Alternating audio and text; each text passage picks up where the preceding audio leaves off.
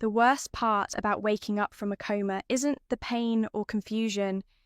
It's realizing that everything you thought was a nightmare is actually your new reality. I learned this the hard way 3 years ago, when I opened my eyes to find myself trapped in a body that felt like it belonged to someone else. My name is Natalie, and I was 26 when a drunk driver decided to play pinball with my Toyota Corolla on a rainy Tuesday evening. I remember fragments: the screech of tires, the metallic crunch of impact, and the strange, weightless feeling as my car rolled down the embankment. Then, nothing. "Welcome back, sweetheart," Mum's voice was the first thing I heard. She was perched beside my hospital bed, perfectly manicured as always, not a hair out of place. "We've been so worried." I tried to speak, but my throat felt like sandpaper. Dad appeared on my other side, pressing a cup of water to my lips. "Easy does it, kiddo. You've been out for almost 2 weeks." The next few days were a blur of doctors, tests, and devastating news. Multiple spinal fractures, severe nerve damage. The words partial paralysis and long-term rehabilitation floated around my room like unwelcome ghosts. But the good news, Dr. Harrison said, trying to sound optimistic, is that the driver's insurance is paying out a substantial settlement, $600,000 to cover your ongoing care and rehabilitation. Mum squeezed my hand. "We'll handle everything, sweetie. You just focus on getting better." I should have noticed the gleam in her eyes when she said that. My brother Quentin visited a week later, bringing his girlfriend Kayla and his usual larger-than-life presents. "Look who's finally awake," he boomed, making my head throb. "Man, sis, you really know how to get attention, don't you?" "Quentin," Dad warned, but there was no real authority in his voice. There never was when it came to my brother. "What? I'm just saying, it's kind of perfect timing. My new business venture is just taking off and—" "Not now," Mum cut him off, but they shared a look I couldn't quite read. My friend Lena, a lawyer I'd known since college, visited regularly. She helped me understand the settlement details, explaining everything in her calm, methodical way. "You need to be careful with this money, Nat," she said one afternoon when we were alone. "It needs to last." "Mum and Dad are handling it," I told her. "They've set up some kind of trust." Lena's expression tightened. "Let me add something to the paperwork, just in case." "In case of what?" She didn't answer directly, just squeezed my hand. "Trust me on this one." I didn't understand her concern then. I was too focused on the basics, learning to sit up without passing out, fighting through the nerve pain that felt like lightning through my legs, trying to accept that my pre-med dreams were probably over. My physical therapist, Lucia, became my lifeline. She pushed me hard, but knew exactly when to ease up. "Your body is healing," she'd say, "but your spirit needs to heal too." One evening, about a month after I woke up, Dad came to visit wearing his work coat despite the warm weather. As he hugged me awkwardly around the monitors, something fell from his pocket. A bank letter. I managed to snag it when he wasn't looking. The letter mentioned a disbursement adjustment to an account in Nevada. That was strange. We lived in Michigan, and as far as I knew, we had no connections to Nevada. "Everything okay?" Dad asked, noticing my expression. I forced a smile. "Just tired." "Hey, when can we start looking at those specialized therapy programs Dr. Harrison mentioned?" "Oh, well..." Dad suddenly became very interested in his phone. "Your mother's handling all that. We need to be strategic with the funds, you know. Make sure everything's properly invested." That night, I lay awake in my hospital bed, the letter's words burning in my mind. Something felt wrong, but I couldn't quite piece it together yet. I thought about Lena's cryptic warning, about Mom's endless deflections regarding the settlement money, about Quentin's new business venture. My phone buzzed with a text from my brother. "Great news. Just signed the lease on my new office space. Mom says you'll be so proud when you see what we've done with the investment." Investment? The word hit me like a second car crash. I stared at the ceiling, my hands clenching the scratchy hospital blanket. They wouldn't, I thought. They couldn't. But deep down, I already knew they had. Coming home felt like entering a funhouse mirror version of my old life. Everything looked almost right, but not quite. Mum had installed a basic metal ramp over the front steps, the cheapest model available according to the sticker still stuck to its underside. My bedroom had been moved to the first floor, into what used to be Dad's office. "We did our best with the modifications," Mum said, wheeling me inside. "The contractor wanted a fortune for those fancy grab bars and wider doorways, but we found some reasonable alternatives." Reasonable alternatives meant I could barely fit my wheelchair through the bathroom door, and reaching the sink was like solving a puzzle every morning. "When can we start the full renovation?" I asked during dinner that first night. Dr. Harrison said proper accessibility is crucial for— "Oh, honey," Mum interrupted, exchanging glances with Dad. "We need to be practical about expenses. There's not enough left for all that premium stuff." Not enough left? The words hit me like ice water. "But the settlement is being carefully managed," Dad said quickly, "for everyone's benefit." The next week, Quinton hosted a grand opening party for his new business venture, some kind of tech startup involving cryptocurrency and social media influencers. I couldn't follow his explanation, but I could certainly follow the money trail. The party was held at his new downtown office space, all gleaming glass and modern furniture. A champagne tower sparkled in the corner, and waiters circulated with expensive hors d'oeuvres. "Pretty impressive, right?"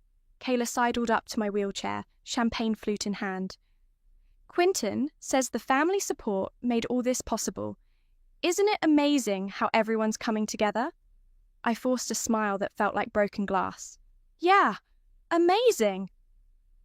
During my next physical therapy session, I couldn't focus. Lucia noticed immediately. "Your mind's somewhere else today," she said, helping me with my exercises. "Want to talk about it?" The whole story spilled out. The settlement, the mysterious bank transfers, Quinton's sudden prosperity. Lucia's hand stilled on my leg. "Natalie, you know you still have rights, right? That money was meant for your care." "I know," I whispered. But what can I do? They're my family." "Family doesn't mean they own you." She hesitated.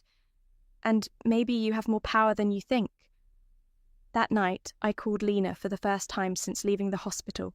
"I was wondering when you'd contact me," she said. "How much have they taken?" "I don't know exactly, but Quinton's new office alone must have cost—" "Send me everything you can find. Bank statements, transfer records, anything. And, Natalie, remember that clause we added? It's still there, waiting." Before I could ask what she meant, Mum burst into my room without knocking. "Quinton's got a surprise for everyone," she announced. "Come to the driveway." There, gleaming under the streetlights, sat a brand new Porsche. Quinton was leaning against it, grinning like a game show host. "Pretty sweet, right?" he called out. "The business is really taking off. This is just the beginning." I watched as Mum and Dad fawned over the car, their faces glowing with pride. Kayla snapped photos for social media. No one seemed to notice, or care, that I had to park my wheelchair at an awkward angle just to see past them. Later, as everyone headed inside for celebratory drinks, I heard Dad and Quinton talking near the garage. "The insurance payment cleared?" Quinton asked. "Yeah, but we need to be more careful," Dad replied. "Let's just hope she never finds out." "Relax, she's not exactly in a position to do anything about it." I sat there in the darkness, my hands gripping my wheelchair's arms until my knuckles turned white. They thought I was helpless, weak, just a burden to be managed. That night, I sent Lena a text. "Tell me about this clause." Her response came immediately. "Come to my office tomorrow. It's time you learned about your insurance policy's fine print." I lay in bed, staring at the ceiling I could barely see through the darkness. The same ceiling my parents couldn't afford to install proper grab bars under, somehow. The house creaked and settled around me, and somewhere upstairs I could hear Quinton's muffled laughter. My phone buzzed again. Another text from Lena. By the way, keep every receipt, every bank statement, every email you can find. Document everything. Trust me. For the first time since the accident, I felt something other than pain and helplessness, something sharp and cold and clarifying. They thought they could steal my future because I couldn't walk. Fine. Let them think that. Let them think I was just their token disabled daughter, grateful for their scraps of attention and care. They had no idea what was coming. I decided to give them one chance to come clean. Maybe there was an explanation. Maybe I was wrong. I wheeled myself into the living room where Mom was arranging flowers, always keeping up appearances, and Dad was pretending to read the newspaper. We need to talk about the settlement money, I said quietly. The newspaper crinkled as Dad's hands tightened. Mom didn't turn around. What about it, sweetie? Her voice was honey-sweet, warning bells wrapped in sugar. Where is it? Mum finally turned, her smile perfect and practiced. It's being invested, dear, for the future of the family. My future, I corrected. It was meant for my care. And you're being cared for, aren't you? She gestured around the room. You have a roof over your head, food on the table, and a bathroom I can barely use. No proper therapy equipment. No. Those things are expensive, Dad cut in. We had to make practical decisions. Like buying Quinton a Porsche? The room went silent. Mum's smile flickered, but held. Your brother's business ventures will benefit everyone, she said. The money will grow, and then we can look at those fancy modifications you want. When? Don't use that tone with your mother, Dad warned. I pulled out my phone, where I documented everything. The settlement was deposited 4 months ago. Since then, there have been transfers to Nevada, payments to luxury car dealers, and $100,000 to Q Tech Ventures. Want to explain that? Mum's smile vanished. Have you been snooping through our papers? They're my papers, my money. You ungrateful little... Mum caught herself. After everything we've done for you. Done for me? You stole from me.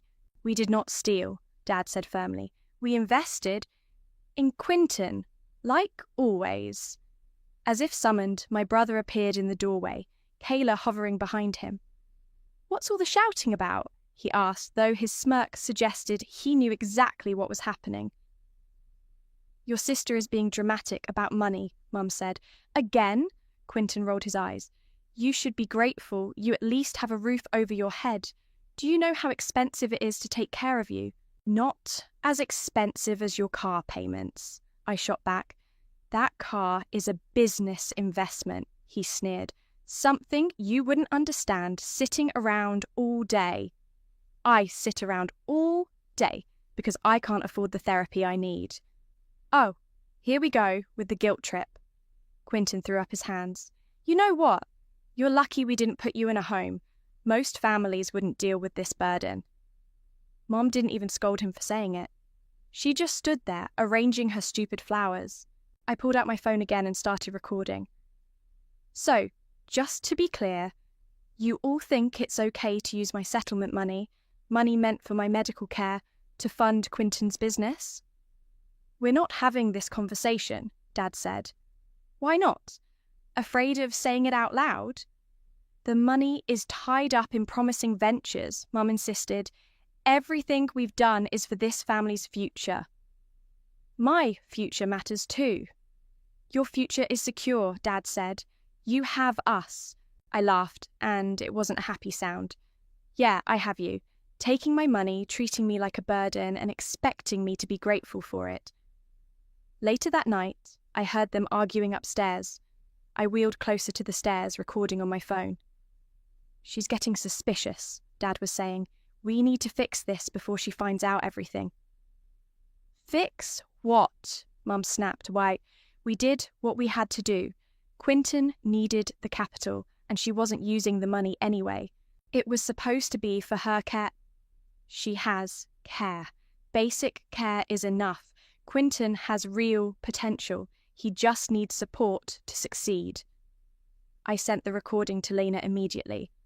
Her response came quickly. Perfect. Keep gathering evidence. The trap is almost ready. I glanced at Dad's tablet, left carelessly on the coffee table. He never was good with technology or passwords. 3 tries later, I was in his email. There it was. A transfer receipt from my trust fund to Quinton's personal account. $200,000 labelled as family investment. I forwarded it to Lena, then wheeled myself back to my room. Through the wall, I could hear Quinton and Kayla laughing about something in the kitchen, probably planning their next vacation with my money.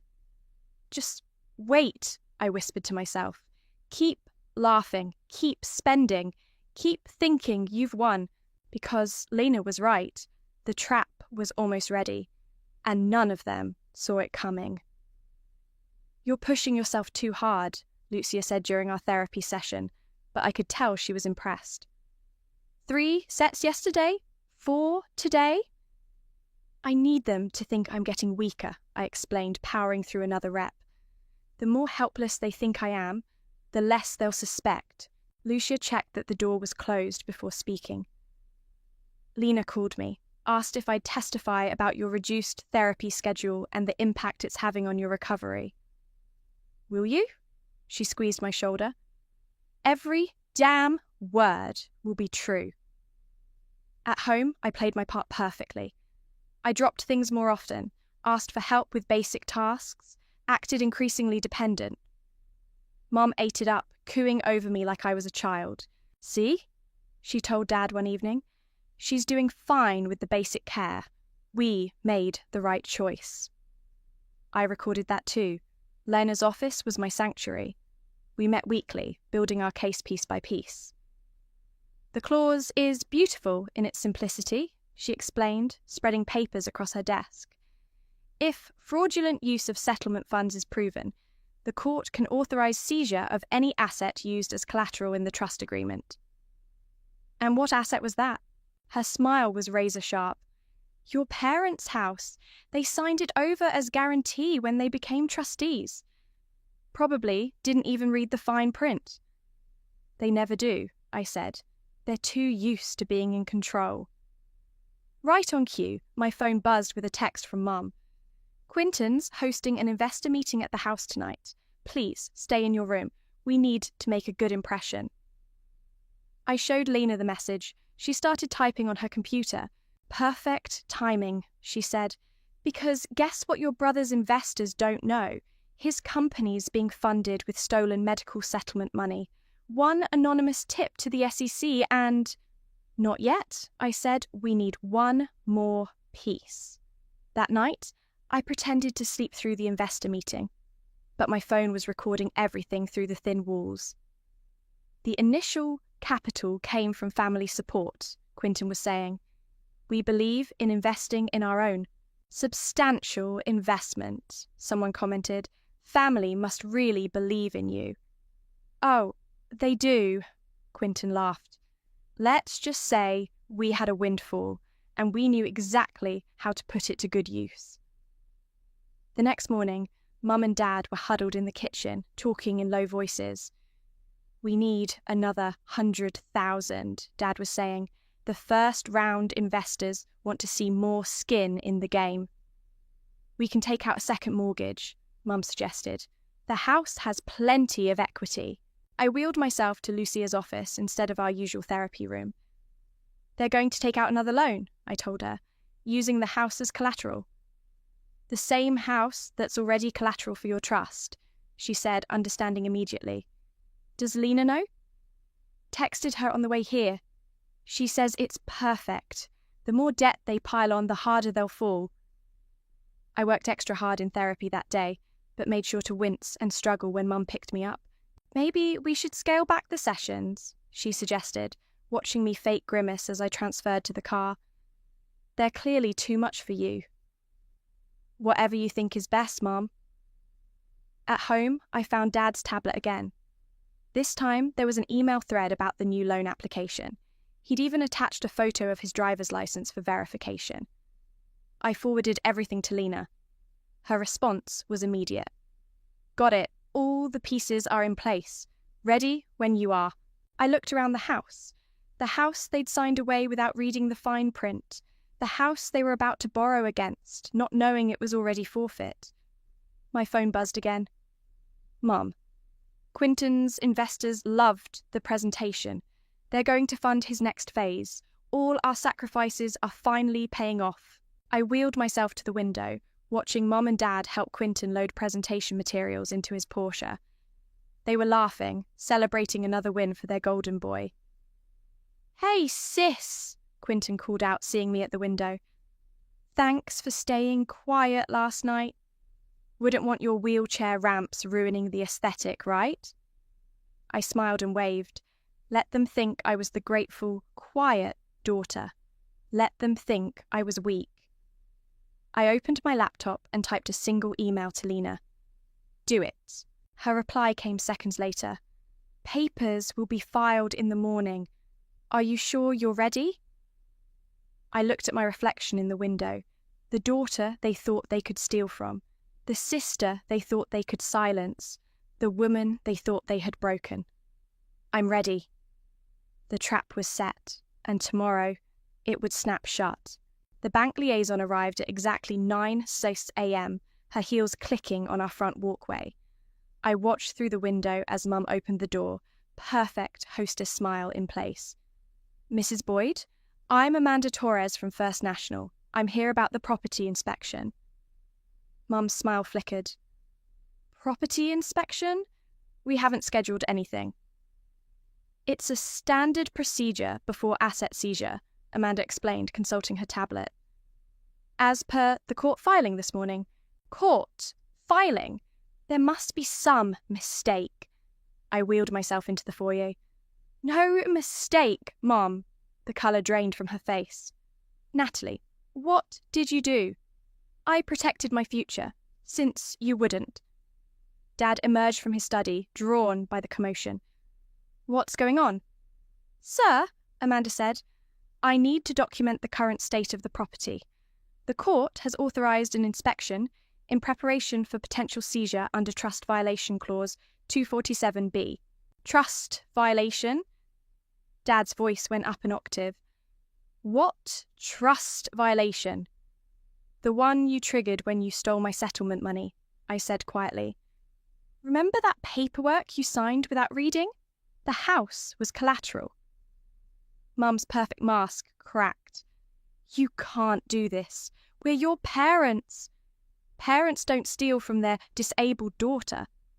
We didn't steal, Mum shrieked. We invested in Quinton's failed businesses, in his Porsche, in everything except my care. Amanda cleared her throat. I need to begin the inspection. Please don't remove any fixtures or make any alterations to the property. As if on cue, Quinton burst through the front door.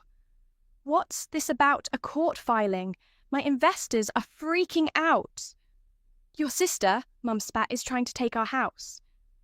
Not trying, I corrected. Taking, legally, just like you took my future. Quinton advanced on my wheelchair. You ungrateful little... I wouldn't, a new voice said. My cousin Darnell stood in the doorway, his massive frame blocking the light. Step away from her. This is family business, Quinton snapped. Darnell's smile was cold. Exactly why I'm here. Family. Mum turned to me, switching tactics. Her voice went soft, pleading. Sweetheart, be reasonable. Think about what this will do to our reputation, to the family name. Should have thought about that before you emptied my trust fund. We can fix this, Dad said desperately. We'll take out a loan, replace the money. With what collateral? I asked. The house you already signed away? Or maybe Quinton's Porsche? Amanda continued her inspection, taking photos and measurements, seemingly oblivious to the family drama unfolding around her. This will kill your mother. Dad tried again. Like making me skip therapy sessions didn't kill me. Like watching Quinton blow my care money on crypto didn't kill me. You're being dramatic, Quinton scoffed. I pulled out my phone. Really? Let's hear what you all have to say about it. I pressed play. Mum's voice filled the room. She wasn't using the money anyway. Then Dad's, we need to fix this before she finds out everything. And finally, Quinton's drunken boast to his investors.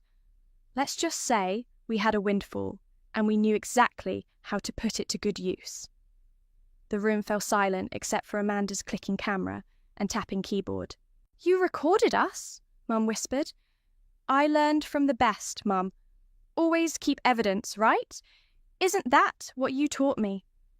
The inspection is complete, Amanda announced. You'll receive formal documentation within 3 business days.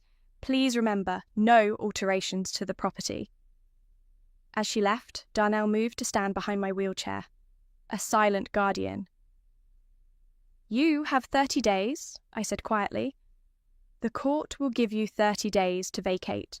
You can't be serious, Quinton laughed, but there was fear in his eyes. Where are we supposed to go? Maybe sell the Porsche? I hear those crypto investments aren't doing so well anyway. Mum collapsed onto the stairs, her perfect posture finally breaking. Please, Natalie, be reasonable. We can talk about this. Like you talked to me about spending my settlement. Like you talked to me about cutting my therapy. Like you talked to me about anything. Dad just stood there looking old and deflated. We thought we were doing the right thing. No, I said, wheeling myself towards my room. You thought I was too weak to fight back. That's a very different thing. This isn't over, Quinton called after me. I stopped and turned. Actually, it is. Check your investor emails. Turns out the SEC is very interested in medical settlement money being used for unauthorized business ventures. As I closed my door, I heard Mum start to cry. Not her usual manipulative tears, but real, broken sobs. I didn't feel guilty. I felt free. The court order arrived on a Tuesday morning. Mum refused to open it, so Dad did, his hand shaking as he broke the seal. 30 days, he confirmed, voice hollow. They're giving us 30 days to vacate. Quinton stormed in, waving his phone. My accounts are frozen. All of them. What did you do? Me? I raised an eyebrow. I didn't do anything. But it turns out using fraudulently obtained medical settlement money for business ventures is illegal. Who knew? You've ruined everything, he shouted. My investors are pulling out. Kayla's talking about taking a break. The SEC is what? I interrupted. Investigating where your startup capital came from? Funny how that works. Mom appeared in the doorway, looking like she'd aged 10 years overnight. I just got off the phone with the country club. They've suspended our membership pending the legal situation. Not the country club, I gasped mockingly. However will we survive? You're killing your mother's spirit, she whispered. No, Mum, you killed mine first, multiple times. Every time you chose Quinton over my health. A loud banging from upstairs made us all jump. Darnell, who'd appointed himself my unofficial bodyguard, appeared at the top of the stairs. Your brother's girlfriend is clearing out her stuff, he reported, and taking some family jewellery with her.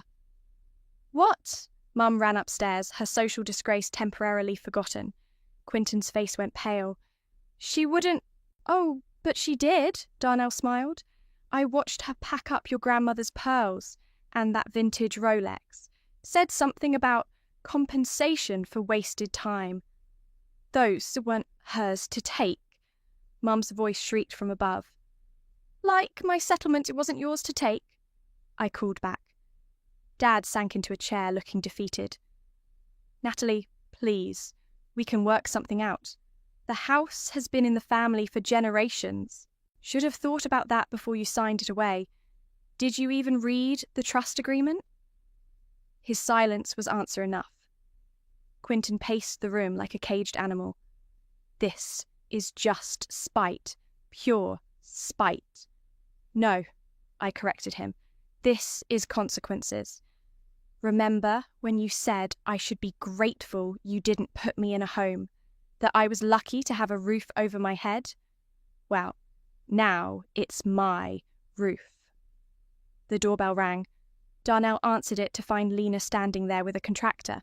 Hope you don't mind, she said brightly, walking in. We're just here to measure for the renovations. Full accessibility upgrade, proper wheelchair ramps, modified bathroom fixtures. You can't do this, Mum said, coming back downstairs. We haven't even moved out yet. Just planning ahead, Lena replied. 30 days goes by quickly. The contractor moved through the house, taking measurements and making notes. He passed Quentin's room just as Kayla emerged, dragging a heavy suitcase. Keep the Rolex, she spat at him. Sell it! You'll need the money more than me. Mum followed her, pleading. Kayla, dear, those are family heirlooms. Family? Kayla laughed bitterly. You mean the family that stole from their own daughter? The family that's about to be homeless? No thanks. I'm out. She stormed past us all, the front door slamming behind her. Dad finally spoke up, his voice broken. I'm sorry, Natalie. I should have stopped this. Should have protected you. But you didn't, I said quietly. You never did. What do you want? Mom asked. Money? We'll find a way to pay you back. I want what was already mine. My settlement, my independence, my future. And our future? Quentin demanded. Where are we supposed to go?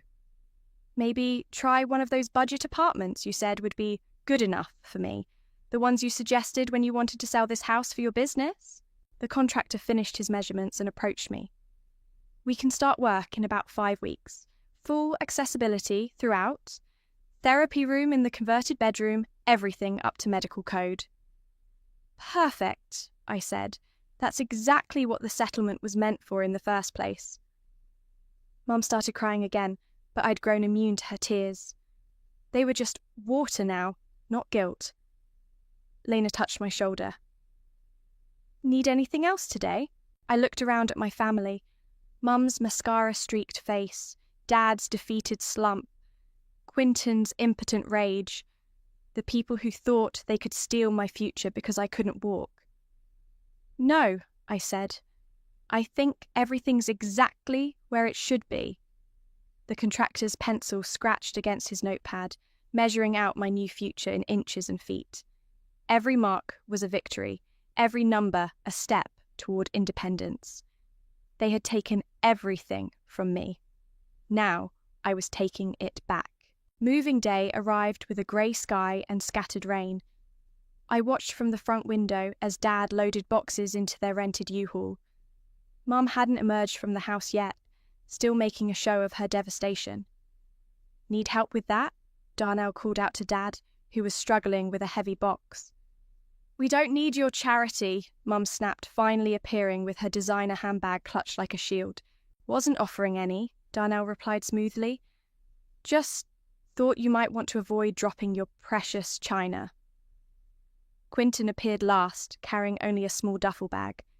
His Porsche was already gone, sold to cover legal fees and investor paybacks.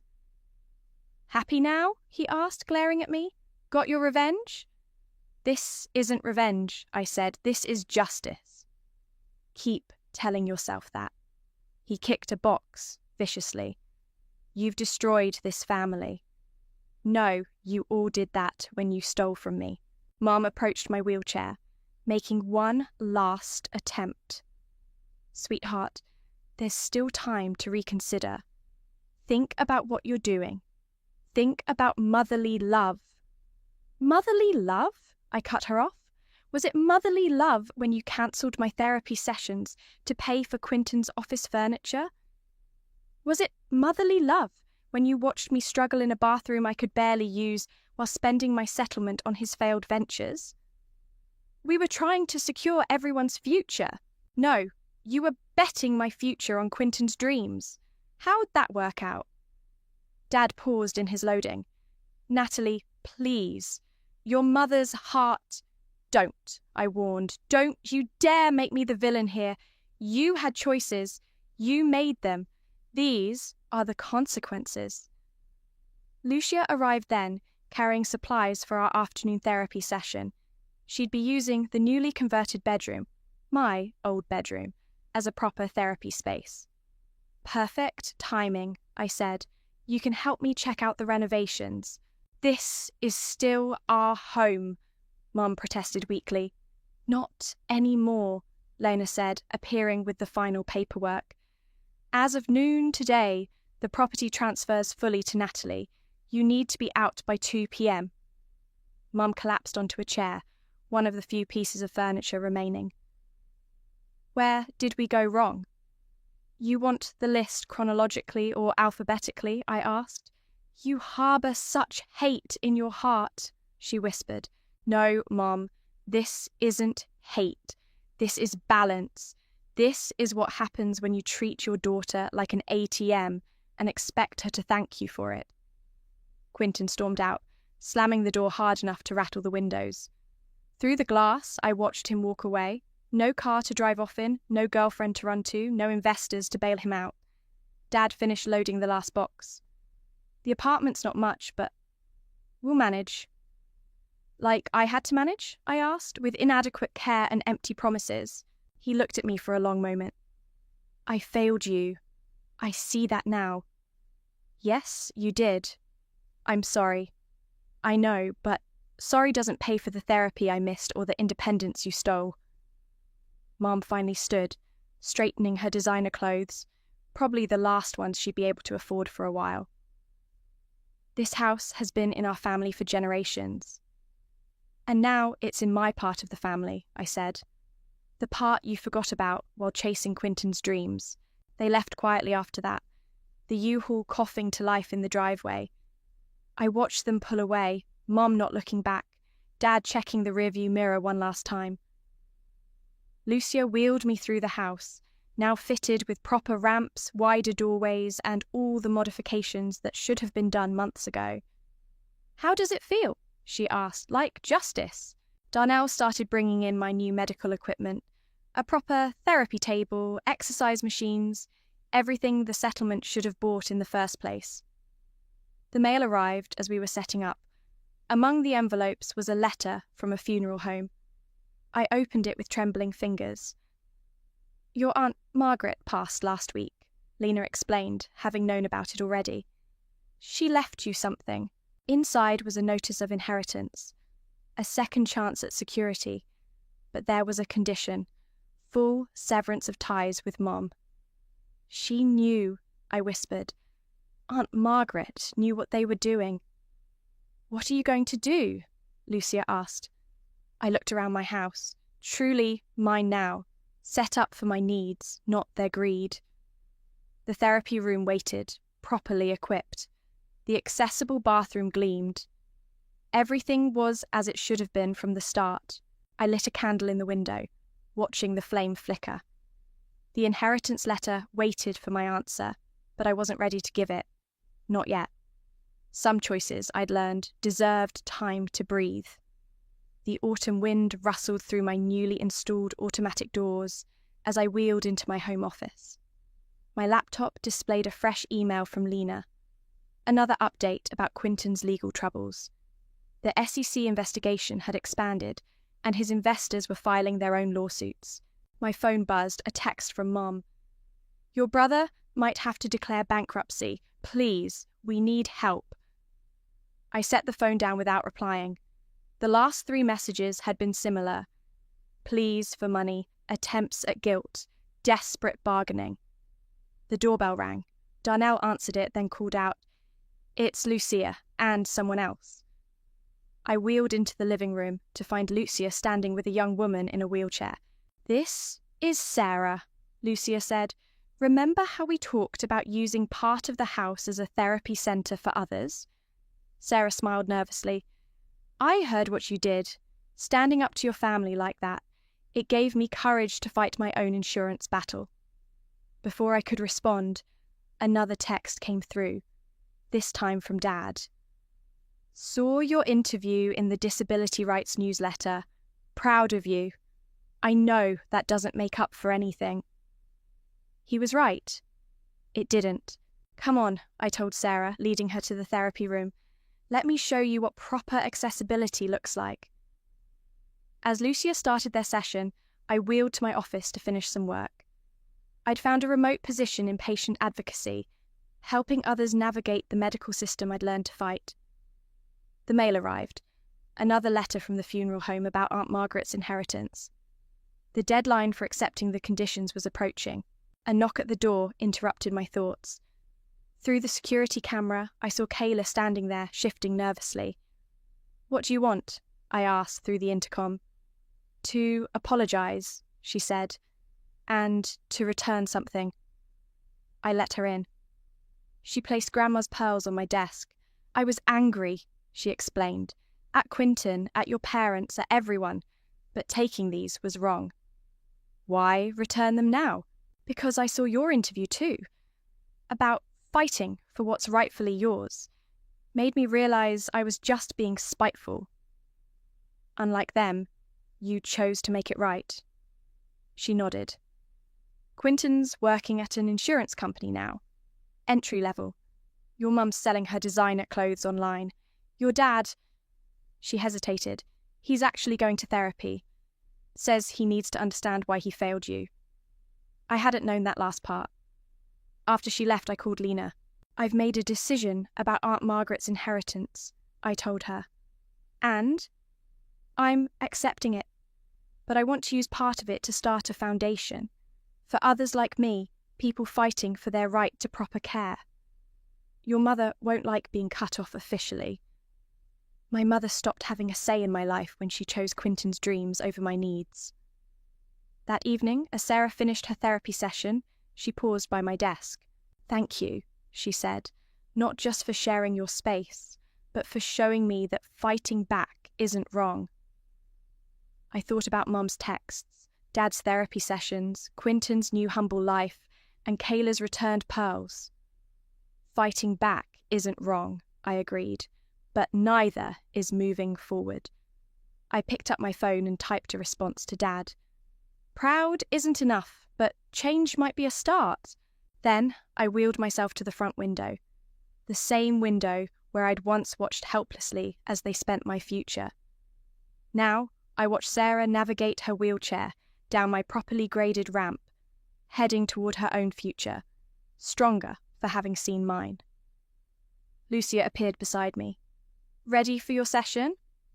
Actually, I said, I think I'm ready for everything. I signed the inheritance acceptance papers that evening, adding my foundation plans as a codicil.